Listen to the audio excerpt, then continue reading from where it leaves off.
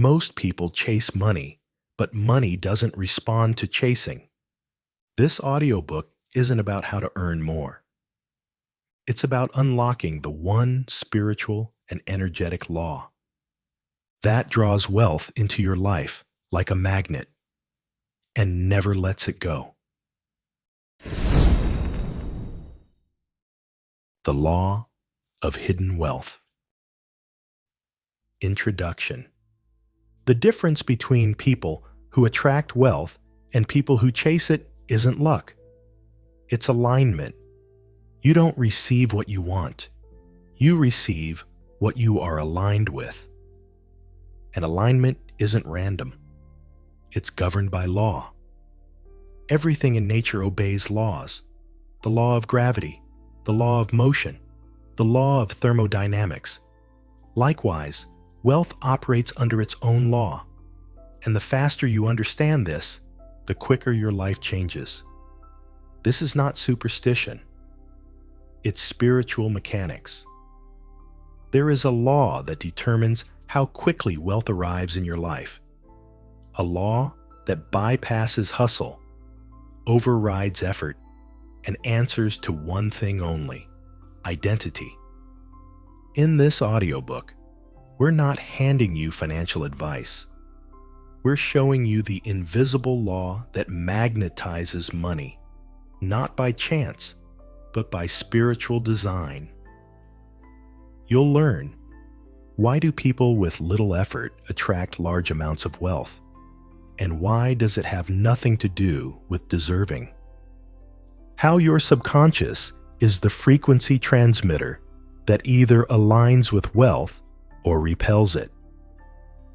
Why manifestation is not a technique, but a tuning. And how this law makes the difference. And how to live in alignment with this law daily, even when nothing in your outer world has changed yet.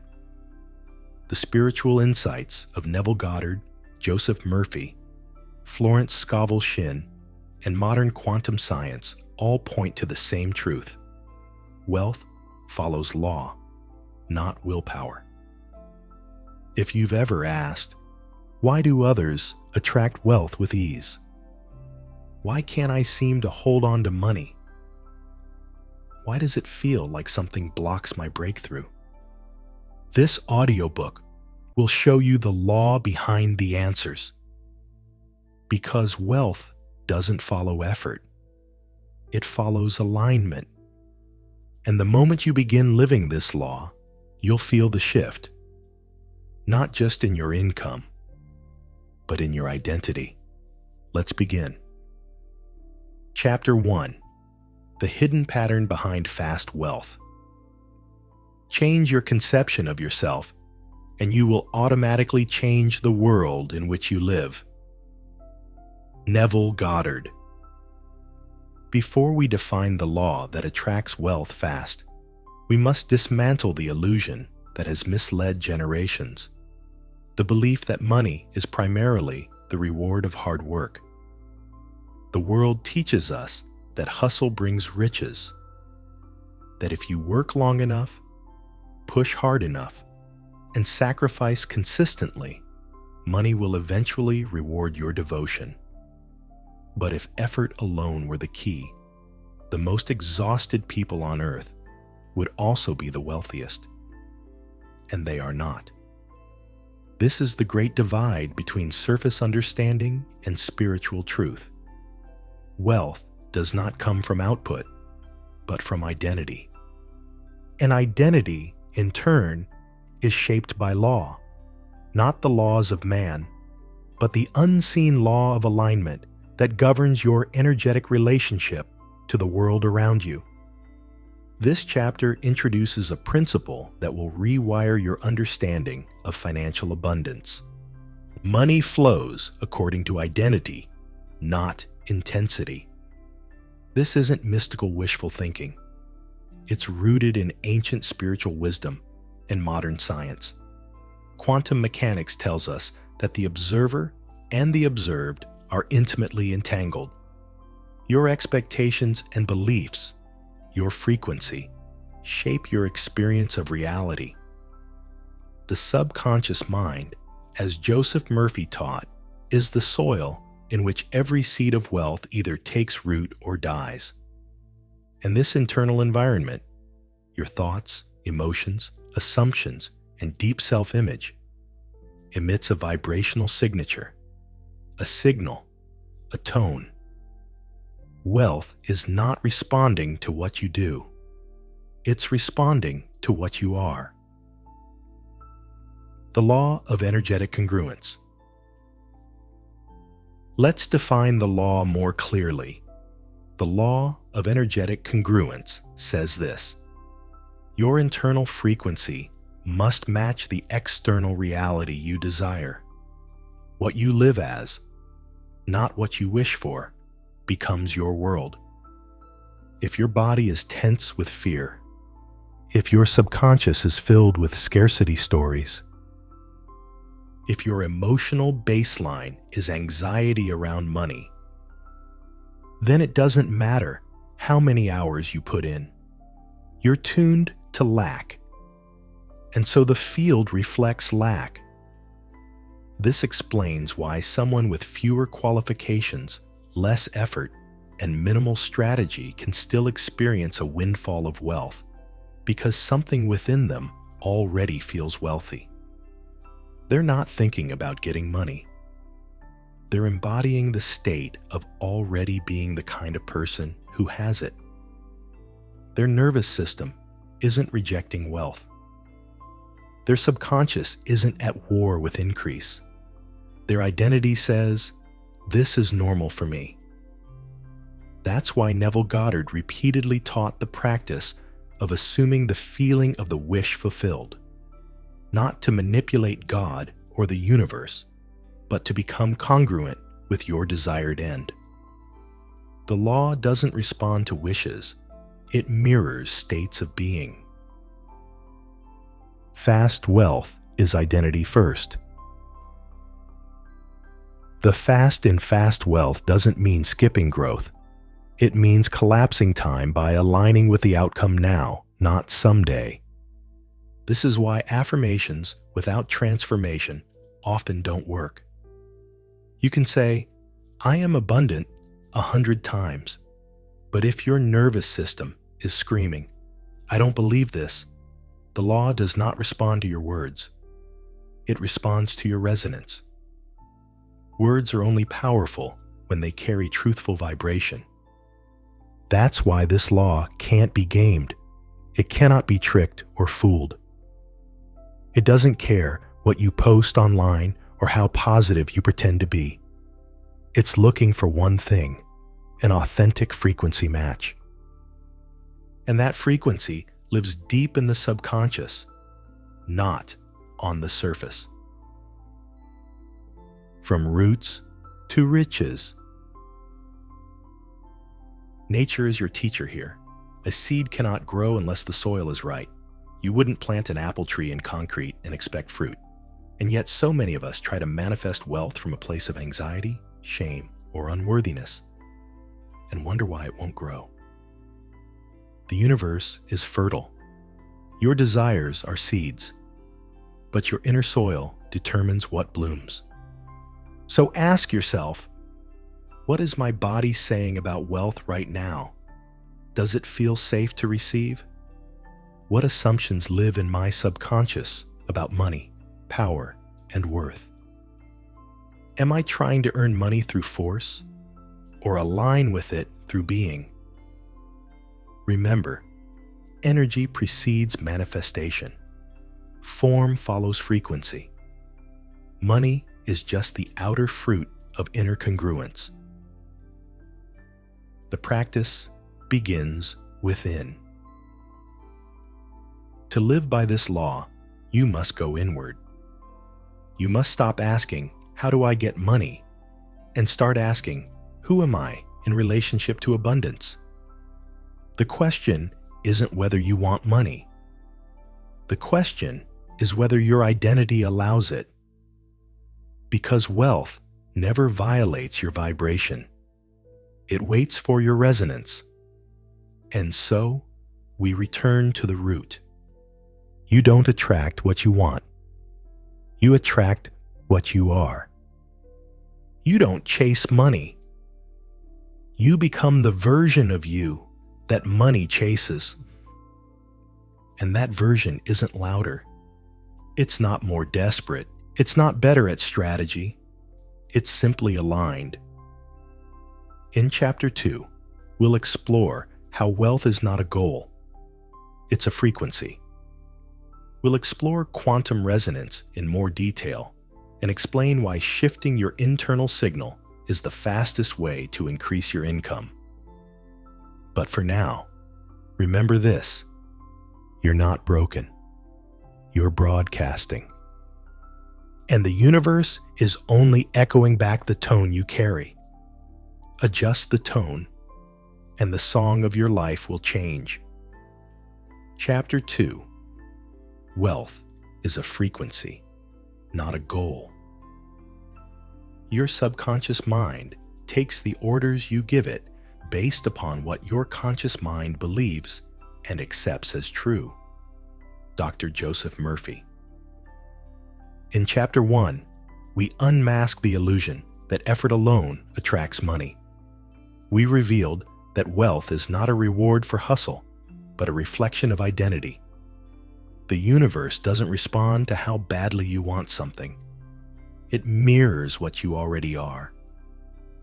Now we go one layer deeper, into the frequency that drives the entire system. Because wealth isn't just a concept. It isn't a number in your bank account or a goal on your vision board. It's a resonance. The one law that attracts wealth fast is not moral. It's vibrational. It isn't impressed by effort. It's attuned to coherence. And here's the secret most people never hear. Money doesn't come when you try harder. It comes when you tune better. Quantum field meets the subconscious. Let's merge science and spirituality for a moment. According to quantum physics, we live in a field of infinite potential. Every possible reality, including abundance or lack, exists in the field as probabilities. But these probabilities only become actualized when observed. And that observation is filtered through your beliefs, emotions, and assumptions, all stored in the subconscious mind. Dr. Joe Dispenza says it this way: your personality creates your personal reality. And your personality is not just your behavior. It's your state of being, your thoughts, emotions, and energetic patterns. Florence Scovel Shinn echoes this truth in metaphysical terms. You must live fully in the now to make your dreams come true. To put it simply, the state you live in becomes the signal you send.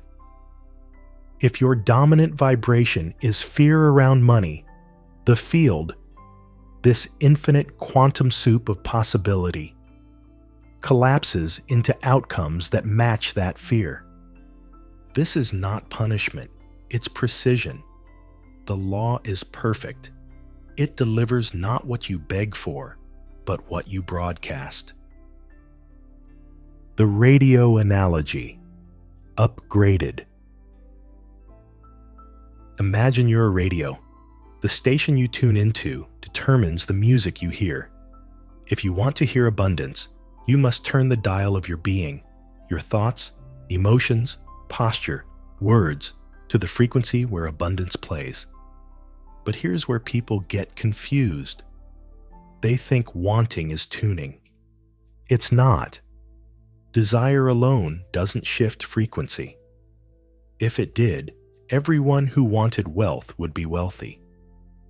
What shifts frequency is being, embodiment, harmony. It's not enough to say, I want to be rich. You must become the kind of person who already is. Inwardly, emotionally, energetically. That's how you move from delay to flow, from wishing to receiving. The nervous system test. Here's a practical checkpoint. Think about receiving $100,000 unexpectedly tomorrow. Don't just imagine the money. Feel the reality of it. Now, notice what happens in your body. Do you feel expanded, excited, safe? Or do you tense up? Do old thoughts surface? Would I even know what to do with it? That's too much. I don't deserve that. Your nervous system tells the truth about your frequency. And until you feel safe with wealth, the law cannot deliver it. Not because it's cruel, but because it's congruent. The field always checks in with your nervous system before it releases the flow.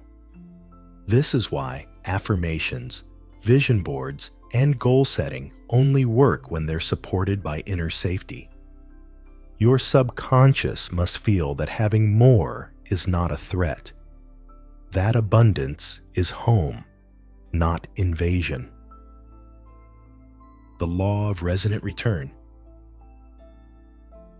We call it the law of attraction, but a more accurate name might be the law of resonant return, because what you experience in life is not randomly selected.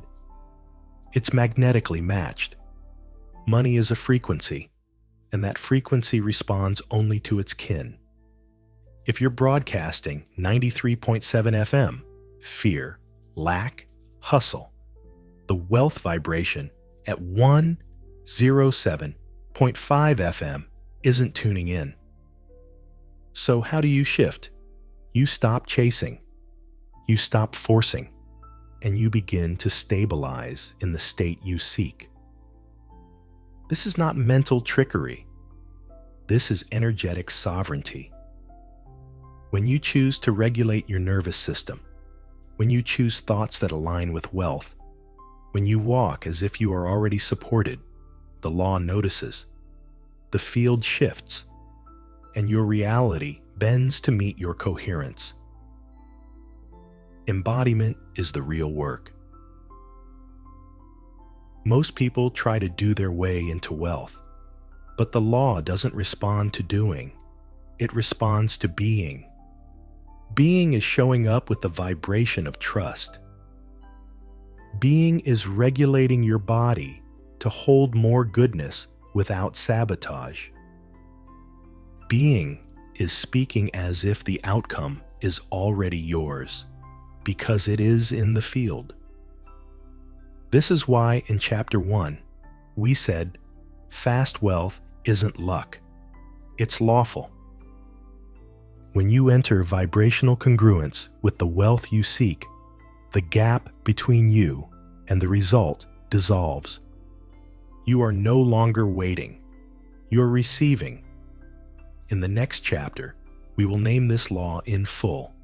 We'll trace its roots through scripture, metaphysics, and quantum field theory. And you'll learn how it has been working, whether you knew it or not. But before we go there, pause and reflect. What frequency have you been living in? What does your nervous system feel like when you think of overflow? What would it take to become someone for whom wealth is natural, not shocking? This audiobook is not here to help you try harder. It's here to help you tune cleaner. You are a transmitter. You are a signal tower. You are the access point through which the law flows. And when you become the vibration of wealth, wealth becomes the only possible result. Chapter 3. The law works like a mirror. As within, so without. As above, so below. In Chapter 1, we uncovered the truth that wealth flows not from effort, but from energetic congruence, from identity. In Chapter 2, we stepped deeper into the idea that wealth is not a goal, but a frequency, and your reality is shaped by the signal you emit. Now, we reveal a profound but often misunderstood truth about this law. The universe does not give you what you ask for. It reflects what you are. The law that attracts wealth fast works exactly like a mirror. It has no opinions, no judgment, and no preference. It simply reflects your dominant vibration, your inner truth, with absolute precision. If you look into a mirror and frown, the mirror frowns back. You don't argue with the mirror. You don't try to fix the mirror. You don't beg the mirror to change. You change yourself, and the reflection follows.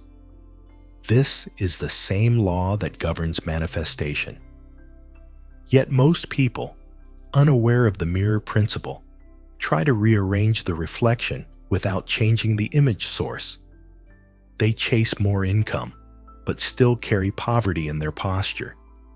They recite affirmations, but still expect rejection. They visualize abundance while vibrating lack.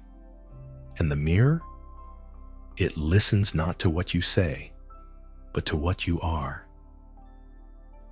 The mirror responds to the inner image. Neville Goddard taught, "Change your concept of yourself, and you will change the outer world." But this change doesn't happen by force. It happens by resonance. The outer world, like a mirror, does not create. It only reflects. It doesn't initiate. It echoes. If your subconscious believes you are unworthy of wealth, no matter how many financial goals you write down, the mirror will reflect that unworthiness. That is why the inner image, the impression on your subconscious, is everything. Joseph Murphy reminds us that the subconscious is impersonal. It accepts whatever is impressed upon it, especially when that impression is mixed with strong emotion or repetition. If you carry emotional memories of lack, shame, or fear about money, those impressions become the source image. The mirror reflects them until you shift the image itself. The observer effect and the self-image. Let's turn for a moment to quantum science. The observer effect tells us that subatomic particles exist in a state of probability until observed, and the very act of observation affects the outcome. In other words, your internal state, your beliefs, your focus, your self-image, literally shapes what solidifies in your reality. The law responds to certainty, not pleading. It responds to the tone of your energy, not the volume of your voice. And certainty is not loud. It's not frantic. It's quiet, steady, whole. The wealth you desire is already present in the field as potential, but it cannot land in a vessel that believes itself broken. The mirror only reflects what's available. So the question becomes, what image are you offering the mirror? What version of yourself are you projecting into the field? The thought-feeling loop. Your dominant vibration is not just a random mood. It's the result of a powerful feedback loop. Thought to feeling, feeling to belief, belief to identity, identity to reality, and finally, reality to reinforced thought. Here's how the mirror gets locked. You think, I never have enough. You feel anxious and limited. This feeling gets repeated and reinforced until it becomes a belief. That belief hardens into identity. I am someone who struggles financially. And your reality, reflecting that identity, delivers more struggle. You look at the lack and say, see, I told you. And the mirror says, "As you wish." The way out is not to argue with the mirror, but to interrupt the loop, to insert new thoughts, to create new emotional imprints, to live as if the mirror already changed because you did first. Spiritual embodiment, not intellectual agreement. Many people intellectually agree with these ideas, but the law doesn't respond to intellectual agreement. It responds to spiritual embodiment. You can understand that you're worthy of wealth, but if you still shrink your desires, avoid pricing your work correctly, or feel guilt when you receive, the law reads that as your true signal. To change the mirror, you must live from a new identity. Not someday, now, even if the reflection hasn't caught up yet. This is what Neville called living in the end. It's not pretending. It's not performance. It's embodying the version of you that already dwells in the wealth you desire. And embodiment shows up in small things. The way you carry yourself, the way you speak about money, the energy you emit when spending, receiving, and even thinking about wealth.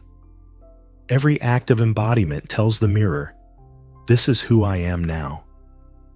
And the mirror, bound by law, adjusts to meet you. The shift begins here. Wealth comes fast, not when you force the world to change, but when you realize it was never the world holding you back. It was your reflection. That reflection always responds to the one thing that never lies, your frequency. To recap, the law is a mirror. It cannot give what you are not. Your internal image shapes the reality reflected back. Thoughts, emotions, and identity form the vibration that determines what the mirror reveals. The shift is not external. It's internal. And it's available now. In Chapter 4, we will explore why the mirror often seems slow to respond and how to stay aligned when the reflection hasn't caught up yet. We'll talk about time delay, calibration, and how divine timing isn't delay, it's integration. But for now, pause and look inward. What truth are you showing the mirror?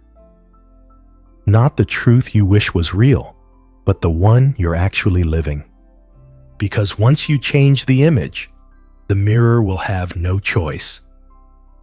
It must reflect what's now true. And when that truth is abundance, nothing else can return to you.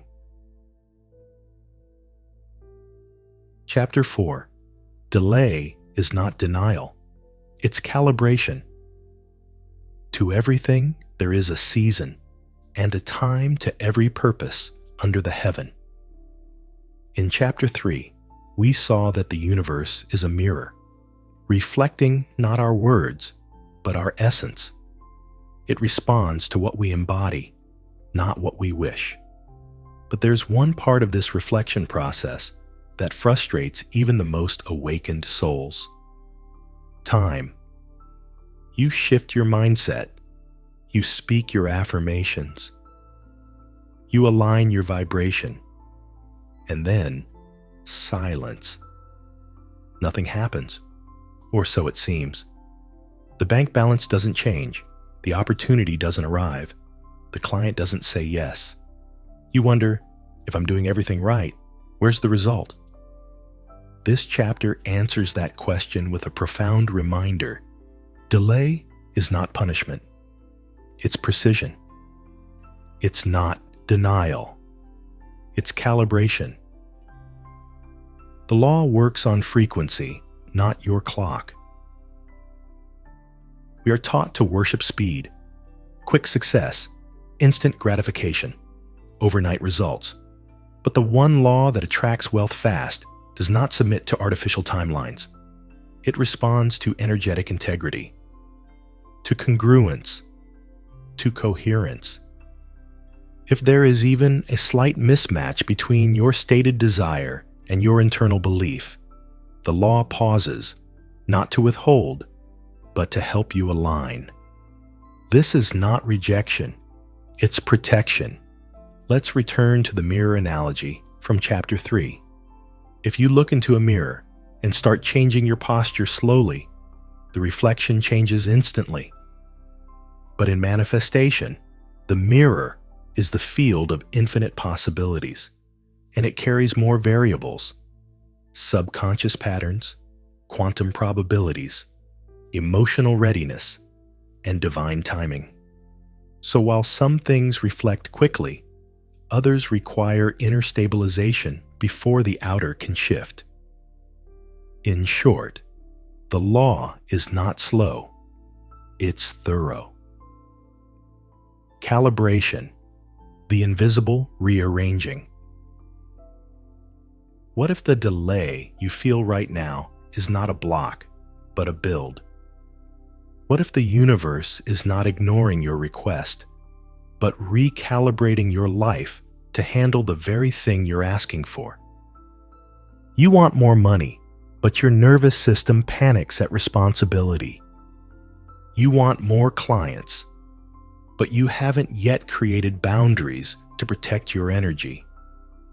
You want abundance, but you still believe it comes from effort, not embodiment. So the field says, wait, let's stabilize you first. This is calibration. It's not passive, it's divine engineering. And during this time, everything is being adjusted to hold what you're about to receive. Old habits are being revealed. False beliefs are being unraveled. Relationships, environments, and even your inner chemistry are being tuned. Why? Because what you attract is only as strong as what can hold it. Nature never rushes, and it never fails. Look at nature. It is the perfect blueprint of this law. The oak tree does not appear the day after the acorn is planted. There is no shortcut to blooming. Growth begins underground, unseen. The roots form before the leaves, and when it finally rises, it stands strong. Because it has been built properly. The tree doesn't feel denied. It's not being punished. It's being prepared. Likewise, wealth comes fast only when your container is ready. You'll sabotage the blessing if you try to receive before you're calibrated. Not because you're unworthy, but because the foundation isn't steady. The law wants your abundance to last, not collapse. So in the pause, trust the process. Something is rooting. Something is strengthening. The gap between desire and readiness. Here's a profound truth many overlook. There is always a gap between what you want and what you're ready for. Your conscious mind can say, I want $1 million, but your body may still hold trauma around having enough. Your subconscious may still associate wealth with danger, loss, or stress. And so, the delay. But instead of interpreting it as failure, see it as feedback. The field is saying, your signal is good, but your structure needs fortifying. Let's upgrade your capacity. This is not denial. It's love. The law doesn't just deliver wealth. It makes you into the person who can hold it without losing peace. How to stay aligned when nothing seems to be happening. In these moments of silence, most people revert. They go back to hustling. They try to manipulate chase, or beg. They jump timelines out of fear and collapse their own alignment. But you are different. You are learning to trust the law. Here's how to stay in that trust. Regulate your nervous system. When nothing seems to be happening, focus on calming your body. Remember, safety equals receptivity. Live as if the outcome is already guaranteed. Not with arrogance, but with peace. You don't obsessively check the mirror. Assume the image has changed because you have. Strengthen your embodiment. Keep showing up as the version of you who already has what you asked for. Let that identity lead your thoughts, choices, and speech. Reframe the delay. Every moment of waiting is a moment of weaving. The tapestry is being stitched behind the scenes, and the longer it takes, the richer the detail. Stay in gratitude for the unseen. Gratitude is evidence that you trust the process. It's the language of calibration. Divine timing is not linear, it's layered. From a higher perspective, divine timing isn't about delay, it's about layering. The law stacks things with precision so that when the moment arrives, everything fits perfectly.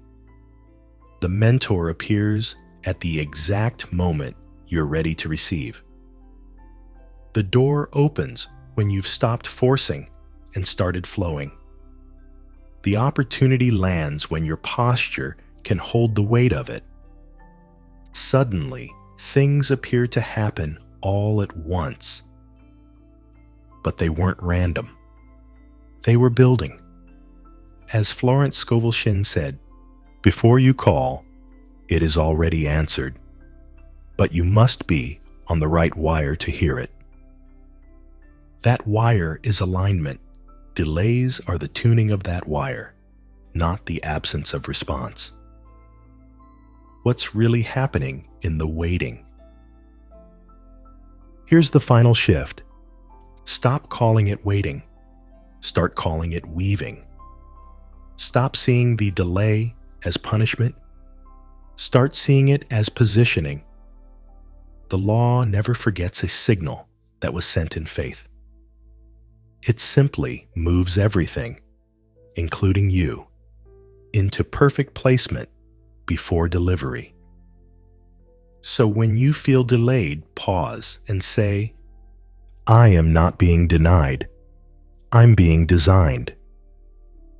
Because once the calibration is complete, the mirror reflects, the frequency locks, and what was once potential becomes form. In Chapter 5, we will go deeper into how your daily habits either reinforce your signal or disrupt it, and how small, aligned actions become the soil that wealth grows in. But for now, trust this: the law is never off. It's only aligning you to receive what you once tried to earn. And when you're finally tuned, it comes fast. Chapter 5. Habits of the Wealth Frequency. Becoming the ground for overflow. Your subconscious mind is like a garden. Whatever you plant, thoughts, beliefs, habits, it grows. Dr. Joseph Murphy. In Chapter 4, we explored why delay isn't denial.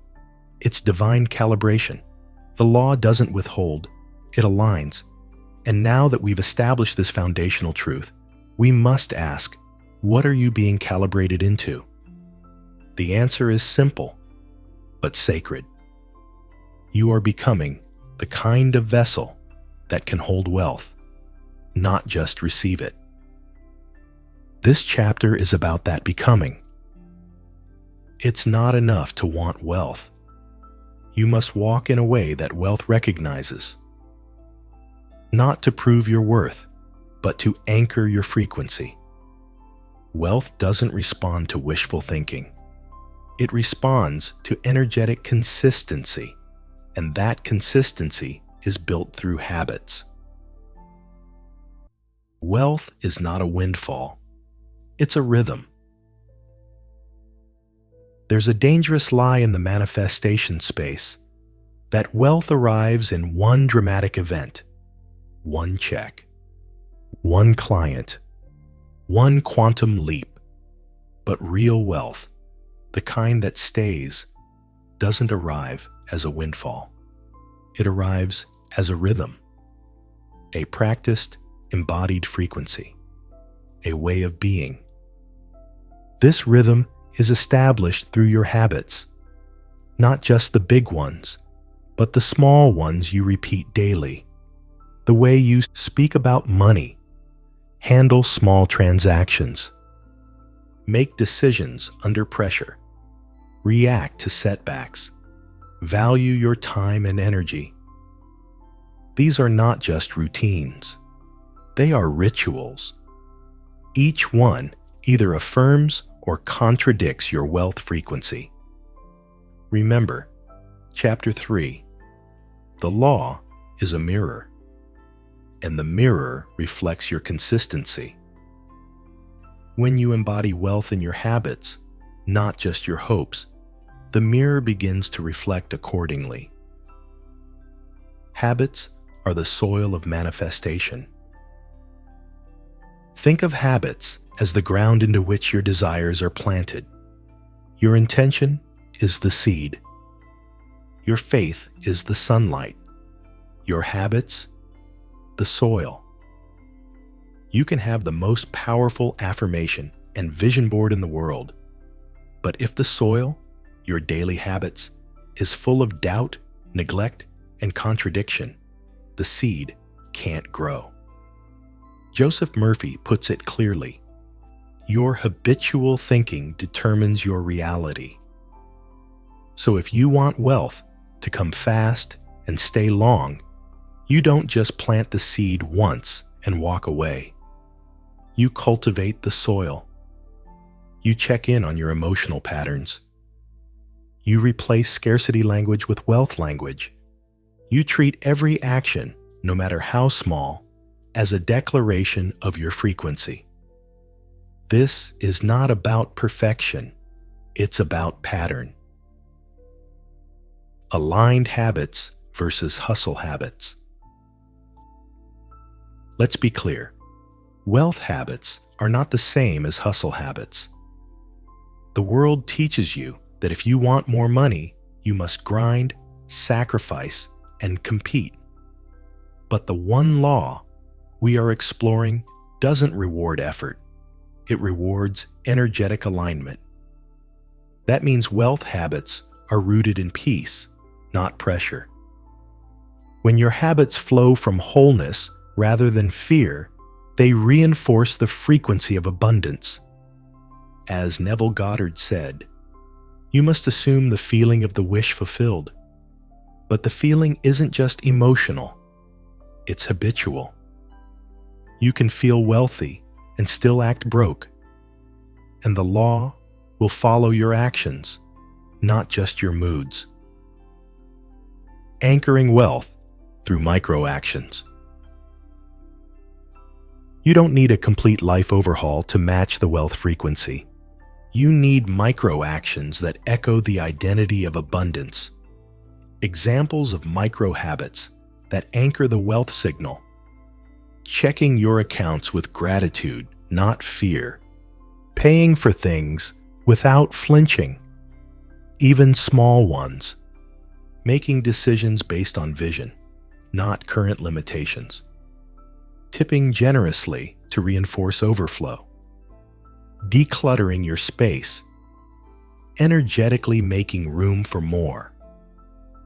Speaking about your business, work, or creativity with excitement, not an apology. Each of these small acts tells the universe, I am available for more. They are not about money. They are about identity. And the law always responds to identity. the science behind habit and identity. Modern neuroscience supports this. Your brain forms neural pathways based on repetition. The more you repeat a thought, feeling, or behavior, the more natural it becomes, and the more your subconscious uses it as a base for decisions. Dr. Joe Dispenza teaches that we must fire and wire new neural patterns before the new life can appear. That means your daily habits are literally rewiring your brain to become the version of you who already has the wealth you desire. Every time you act from that version, even if your outer reality hasn't caught up yet, you shift your chemistry. And when your chemistry changes, so does your field. And when your field changes, the mirror has no choice but to reflect. The ritual of showing up. There's one more reason habits matter. They are evidence to your subconscious that you mean it. When you show up every day in small, intentional ways, you train your inner world to believe you're ready. No more mixed signals, no more chasing, you're being. And being is the most powerful form of asking. So even if the results haven't appeared yet, keep dressing like someone who values their time. Keep walking like someone who expects success. Keep choosing like someone who has nothing to prove. These are the subtle rituals that rearrange everything. Recap and reflection. Let's pause and reflect on what we've covered. Habits are frequency stabilizers. They reinforce the energy you're sending into the field. The universe responds to patterns, not promises. It reflects your consistency, not your intention. Small, aligned actions speak louder than massive, desperate ones. Wealth is a rhythm, not a jackpot. You're not becoming wealthy. You're becoming the person who lives in that flow already. This is the ground. This is the soil. And if you've been wondering how to make it real, this is your answer. Live it daily, in detail. In Chapter 6, we'll explore how your environment, the people, places, and energies around you, either amplify or suppress your signal. You'll also learn how to create spaces that align with your becoming. But until then, remember, the law doesn't bless performance. It blesses alignment. And the most powerful proof of your alignment is your pattern. Chapter 6. Your environment is an echo, crafting a reality that mirrors your identity. In Chapter 5, we saw that habits are not just routines. They are rituals of resonance. They stabilize the wealth frequency. But even the most aligned habits can wilt in the wrong environment. Why? Because your environment is not neutral. It either reinforces your signal or erodes it. Just as the soil determines how well a seed will grow, your environment determines how fully your wealth identity can root, rise, and thrive. Environment is not just where you live. It's everything your energy touches. Your thoughts, your relationships, your digital space, your work atmosphere, even the conversations you allow. All of it either echoes your wealth identity or creates dissonance. The one law that attracts wealth fast works harmoniously with all that surrounds you. When your external environment contradicts your identity, the law gets mixed signals, and the mirror fogs. Let's clear the mirror. The frequency of your physical space.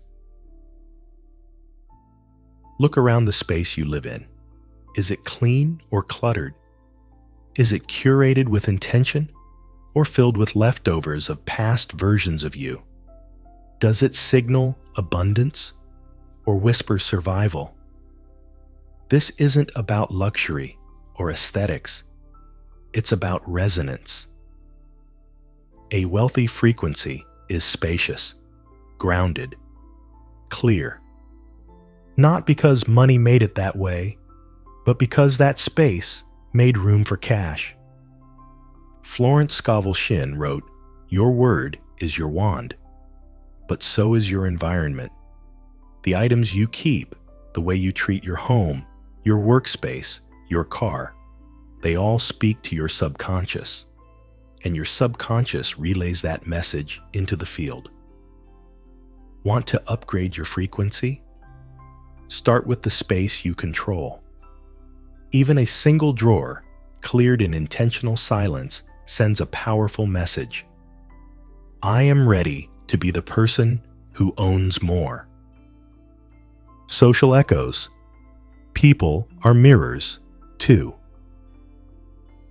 Have you ever left a conversation feeling heavy, drained, or doubting yourself? That's not a random mood swing. That's resonance being disrupted. You are a vibrational being. And others either amplify or distort your wealth frequency. So ask yourself, who in your life believes in your expansion? Who reinforces your limitation? Who respects your boundaries and values your growth? Who insists on relating to an outdated version of you?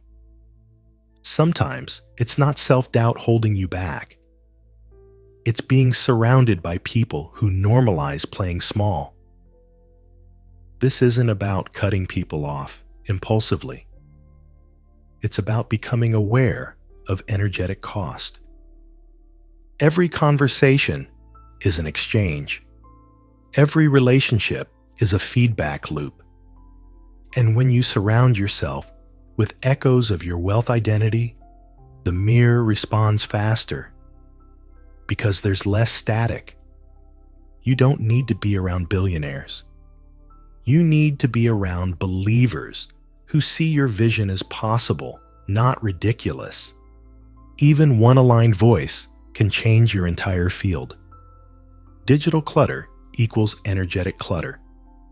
The environment includes your digital life, your inbox, your news feed, the audio you listen to when you're alone. Each input either aligns with wealth or reactivates scarcity. If you constantly consume content that triggers lack, fear, or comparison, you're letting noise into the sacred temple of your being. Guard your ears like you guard your wallet. Your frequency is sensitive. Curate your inputs with as much care as your outputs. Try this. Unfollow voices that trigger stress. Revisit the affirmations you scroll past. Resubscribe to channels, books, and podcasts that stir power in you. Create a digital environment that reminds you of who you're becoming, not who you used to be. You'll be amazed how fast clarity returns when noise disappears. Neuroplasticity and your surroundings. Modern neuroscience backs this up. Your environment shapes your neurochemistry. The concept of neuroplasticity, the brain's ability to rewire itself, is most effective when supported by consistent, meaningful external cues. Think of it this way. Your brain creates a new belief faster when it sees physical reinforcement. Want to believe you're abundant? Then eat from plates that make you feel abundant. Speak words that echo abundance. Surround yourself with visuals, scents, and music that match your desired frequency. These aren't indulgences. They are anchoring devices. They help the new self-image feel familiar, which is critical for the subconscious to accept it as truth. Environment as a spiritual choice. This chapter is not just practical, it's deeply spiritual. When you curate your environment, you're not just tidying up. You're performing an act of alignment. You're declaring, I take the invisible seriously enough to reflect it in the visible. This is what spiritual maturity looks like. Not waiting for the miracle to clean your life, but cleaning your life because the miracle is already on the way. There's something prophetic about preparation. It says to the universe, I'm not hoping anymore, I'm hosting. And the law responds to hosts, not just hopers. Keys to creating a wealth-aligned environment. Let's recap what we've covered. Your environment is not passive. It echoes your identity back to you. Your physical space should support, not suppress, your wealth signal. The people around you either amplify your becoming or pull you into your past. Your digital inputs create emotional resonance. Choose wisely. Neuroplasticity confirms that the brain responds to aligned surroundings. Curating your space is not vanity, it's vibration maintenance. Decluttering is spiritual. Upgrading is prophetic. The environment is prayer with your hands. In Chapter 7, we'll explore the invisible language of wealth, expectation. You'll discover why the most powerful magnet isn't desire, it's assumption. We'll uncover how to train your nervous system to expect more, not with entitlement, but with energetic readiness. But for now, take a moment to walk through your environment. Ask yourself, does this space agree with who I'm becoming?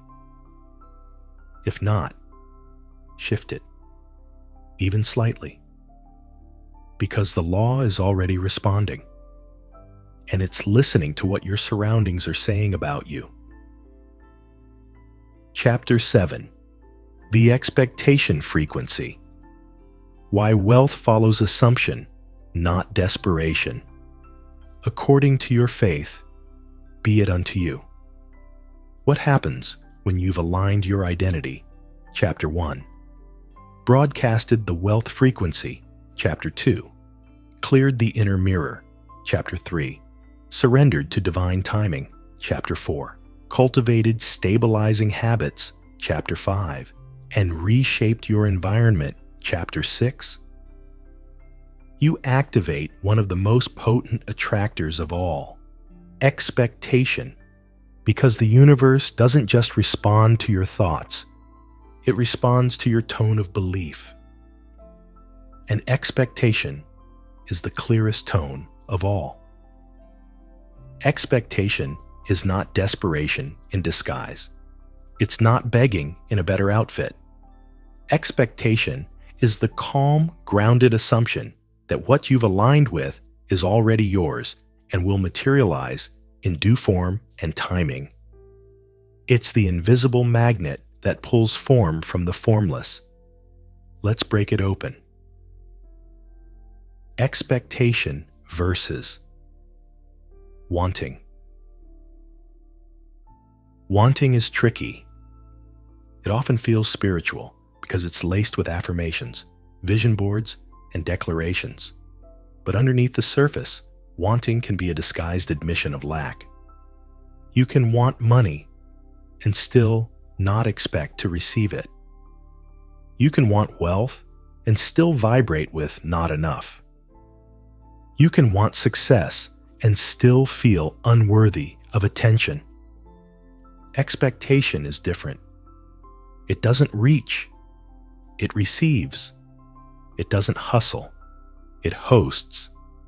It doesn't ask, will it happen? It prepares as if it already has. Neville Goddard explained this clearly. Assume the feeling of the wish fulfilled. That's not just a thought exercise. It's a vibrational recalibration.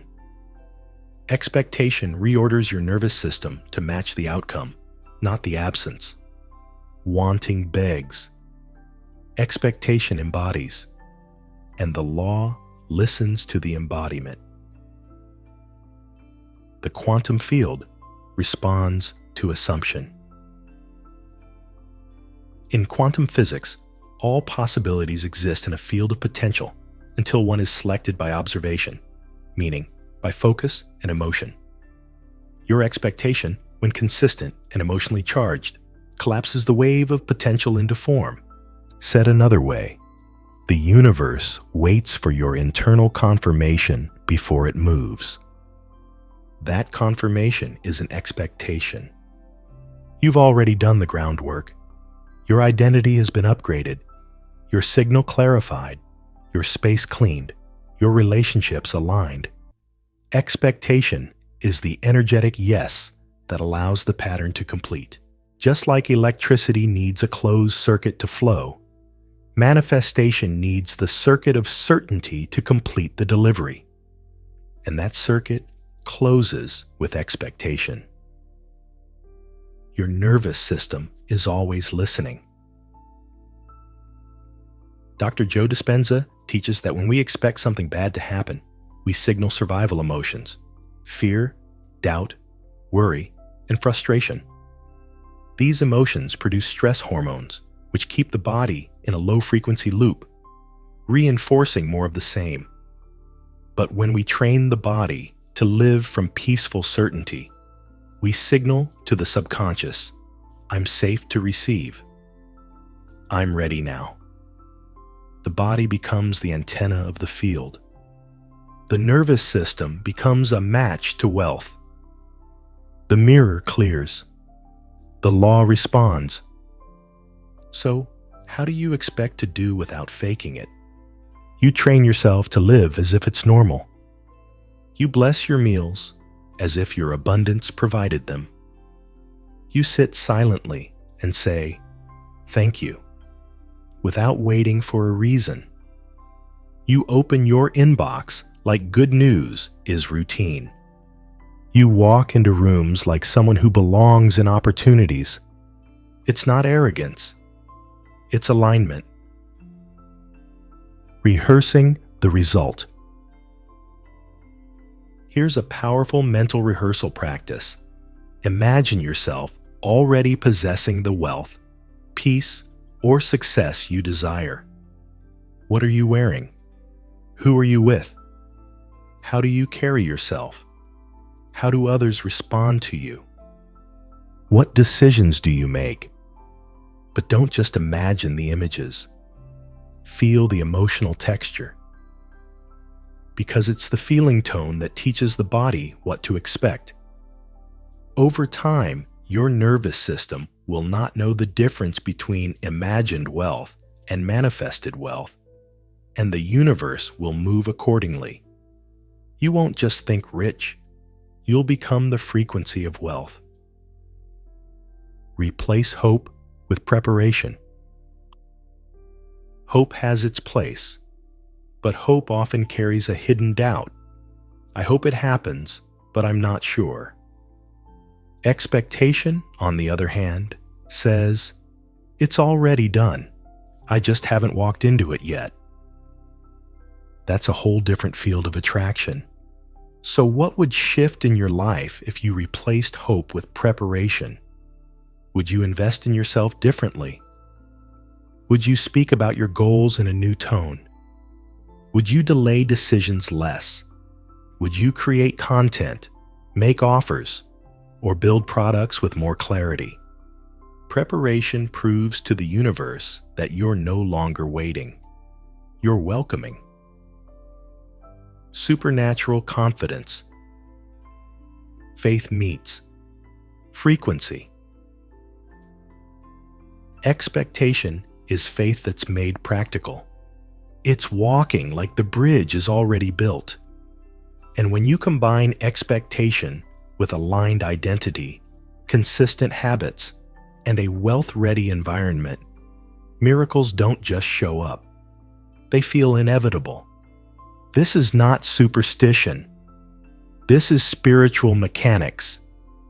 The field reflects your dominant assumption. The mirror responds to your posture, not your petition. The one law doesn't reward striving. It follows alignment. You don't attract what you want. You attract what your nervous system has normalized. So, normalize wealth. Normalize winning. Normalize receiving with ease. Because the moment you do, reality follows. The power of expectation. Expectation is the highest signal of belief, higher than hope, louder than affirmation. Wanting signals are lacks. Expectation signals possession. The quantum field collapses potential into form through consistent, assumed emotion. Your nervous system must feel safe with wealth for wealth to stay. Replace hope with preparation. Walk like it's already yours. The universe doesn't need more effort from you. It requires your energetic confirmation. In Chapter 8, we'll tie it all together with the final key, completion energy. We'll explore what it means to move like someone who is already whole, already ready, already chosen. You'll discover why the final step is not a hustle, but the embodiment of enoughness. But for now, sit with this. What are you expecting today? Not in theory, but in your nervous system. Because that's the seed the universe is watering. The one law is listening. And it answers not your words, but your certainty. Chapter 8. The Power of Completion. Acting from wholeness, not waiting for it. To them that have, more shall be given, but to them that have not, even what they have shall be taken away. This isn't a punishment, it's a pattern.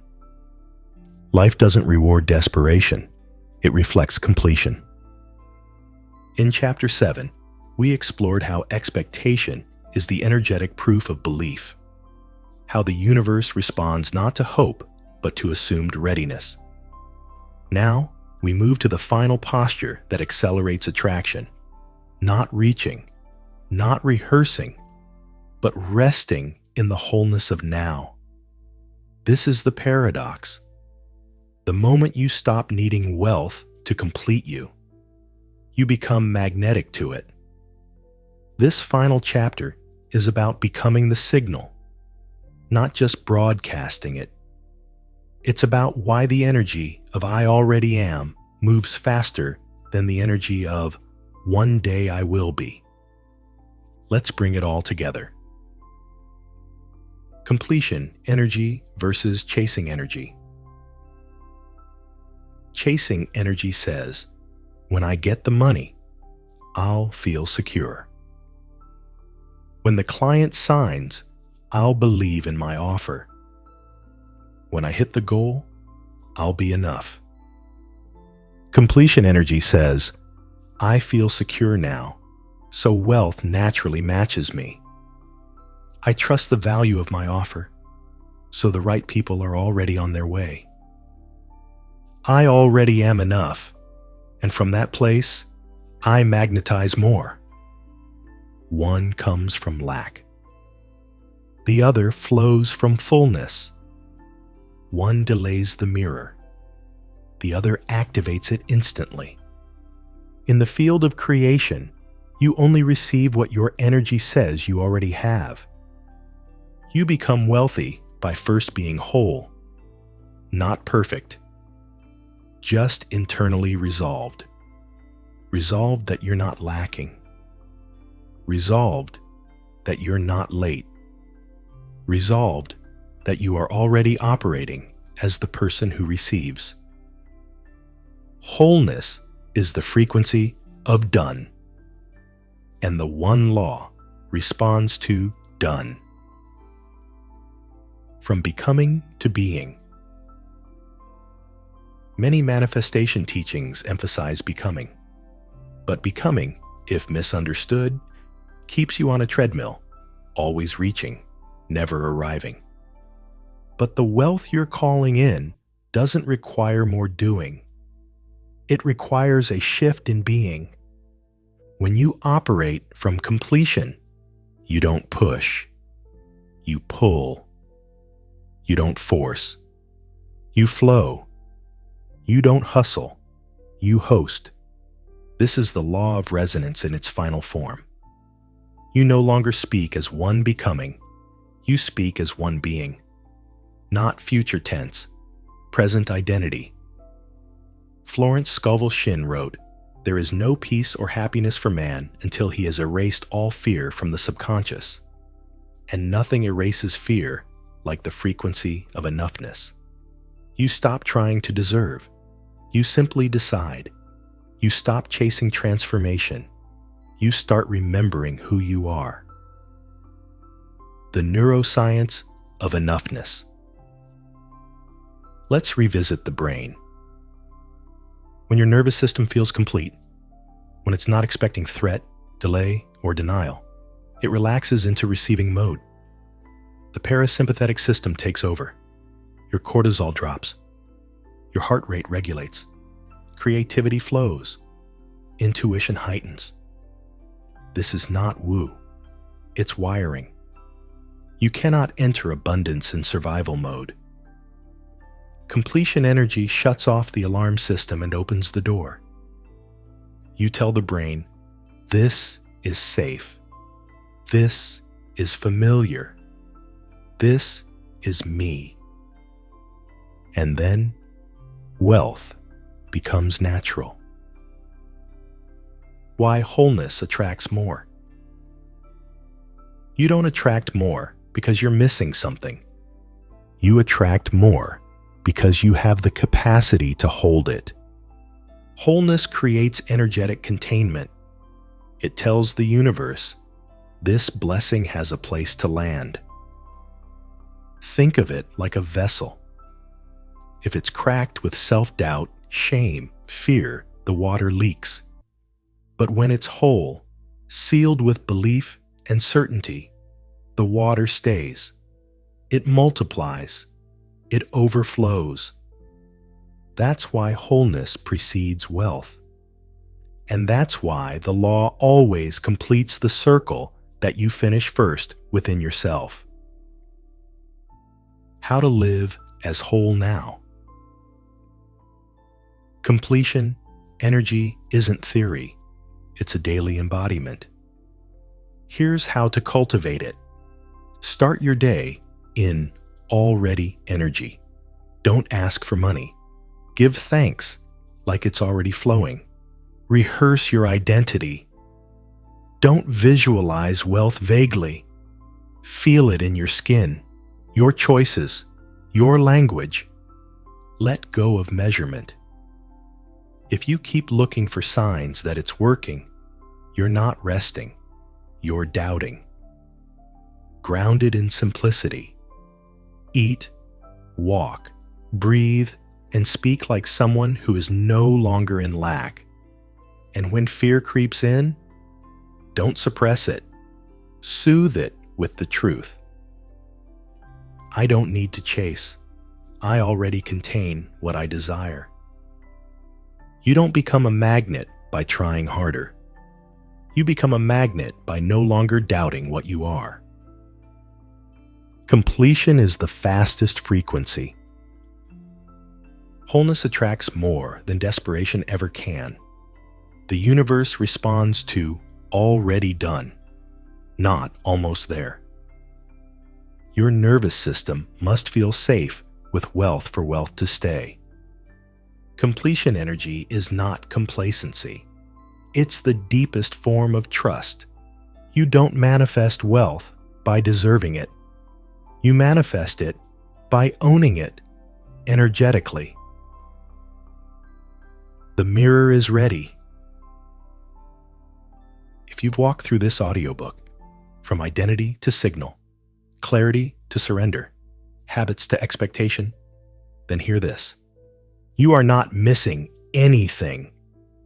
You are ready. The law that attracts wealth fast is not complicated. It is activated by internal alignment. It is sustained by emotional integrity. And it is accelerated by the calm, unwavering frequency of already. The mirror is waiting, not for your perfection, but for your decision to stop chasing, to stop doubting, to stop asking if it works, and start walking like it already has.